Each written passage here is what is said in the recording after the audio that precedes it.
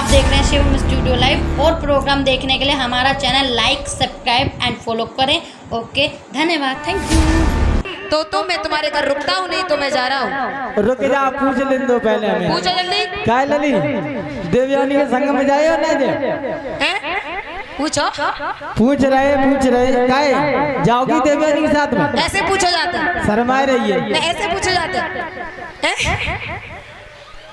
पूछो पूछो जल्दी जल्दी पूछो। कहाँ गई? कह रही ठीक है ठीक है। हाँ। इधर श्री सुखदेव जी महाराज समझा रहे कि राजन, देवयानी का जब विवाह राजा याति के साथ गुरु शुक्राचार्य जी ने किया है, तो साथ में विश्वकर्मा की पुत्री शर्मिष्ठा भी गई है दासी के रूप में। इधर धीरे धीरे दिन व्यतीत हुआ। राजा याति और देवयानी से 2 पुत्र उत्पन्न हुए, यदु और विश्वासु। दोनों पुत्रों का पालन होने लगा है। कुछ दिनों के बाद शर्मिष्ठा बोली, है राजन, मैं भी तो आपकी दासी हूँ, क्या आपका हक मेरे ऊपर नहीं है? कहा है तो दोनों में प्रेम हो गया, जिससे शर्मिष्ठा के गर्भ से भी 3 पुत्रों का जन्म हुआ है, अनु, दरु और पुरु।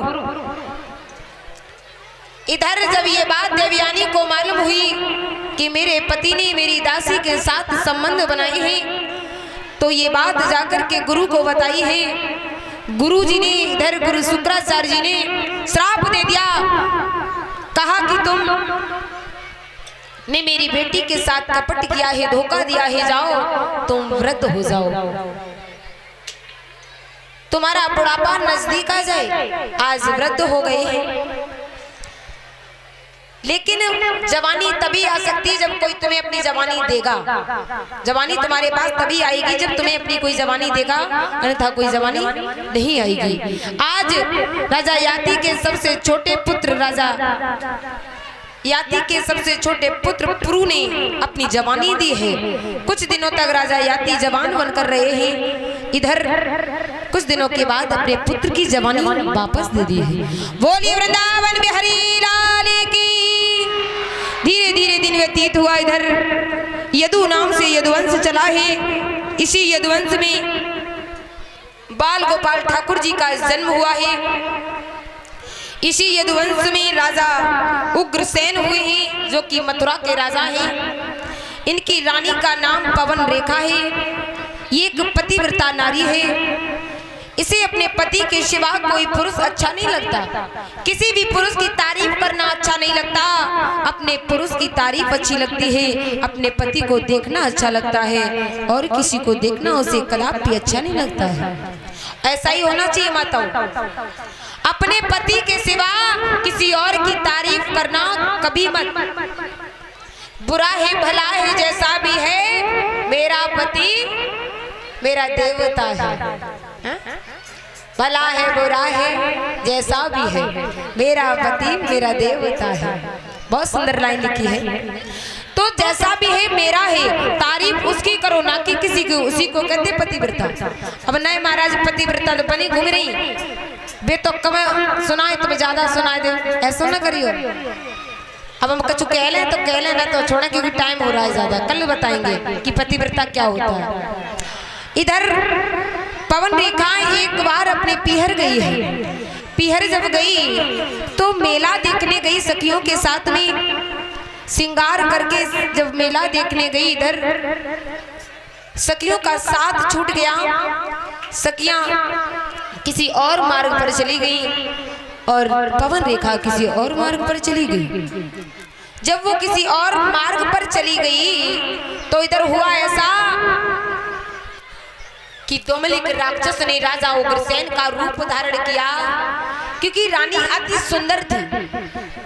अति सुंदर होने के कारण इसने राजा उग्रसेन का रूप धारण किया और जाकर आज रानी से प्रेम बस संभोग किया है। रानी ने समझा मेरे राजन है, साथ में प्रेम संभोग हो गया।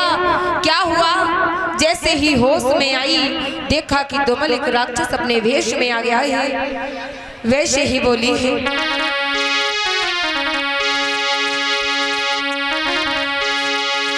अरे तेरा सत्यानाश अधर्मी मेरो धर्म बिगाड़ो, अरे तेरो हुई सजाना, अधर्मी मेरो धर्म बिगाड़ो।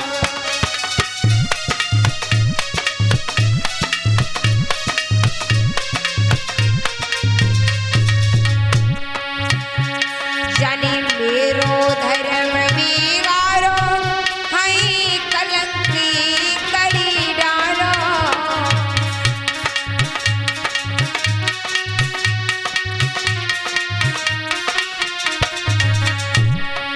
अरे तेरा ये सजाना, अधर्मी मेरो धर्म बिगाड़ो।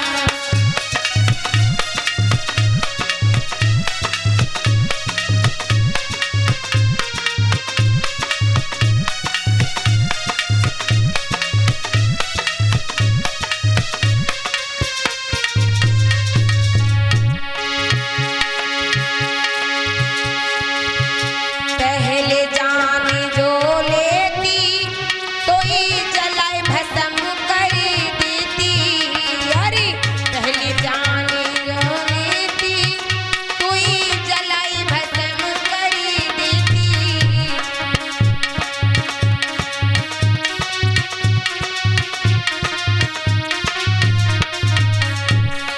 अरे तुम्ही कर डालो बदनाम, अरे तुम्ही कर डालो बदनाम, अधर्मी मेरो धर्म बिगाड़ो।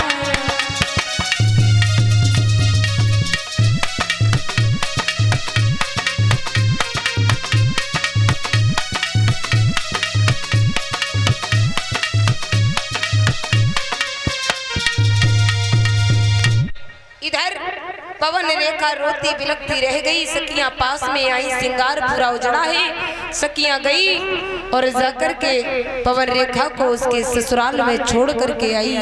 धीरे धीरे दिन व्यतीत हुआ, पवन रेखा ने गर्भ धारण किया है और जैसे गर्भ धारण किया 9 मास पूर्ण हुए, एक बालक ने जन्म लिया। और भैया वो बालक कैसा है, जैसे उस बालक ने जन्म लिया आंधियां चलने लगी हैं, घोर वर्षा होने लगी है, बादल में बिजली तड़पने लगी है, लोग बिजली के ऊपर गिरते हैं मगर बिजली स्वयं घायल हो रही है, ऐसा बालक है। ओले पड़ रहे खेतों में, पौधे मुरझा रहे हैं। जब उस बालक का नामकरण संस्कार हुआ तो उसका नाम कंस पड़ा है। कंस का अर्थ है किसी के वंश को बढ़ने ना देना, का अर्थ है काल, सा का अर्थ है विनाशकारी। कंस किसी के वंश को बढ़ने ना देना। अब तो कंस धीरे धीरे कुछ इतना बड़ा हो गया कि बड़े बड़े अत्याचार करने लगा। अब तो इतना बड़ा हो गया कि अपने पिता उग्रसेन को कारागृह में डाल दिया।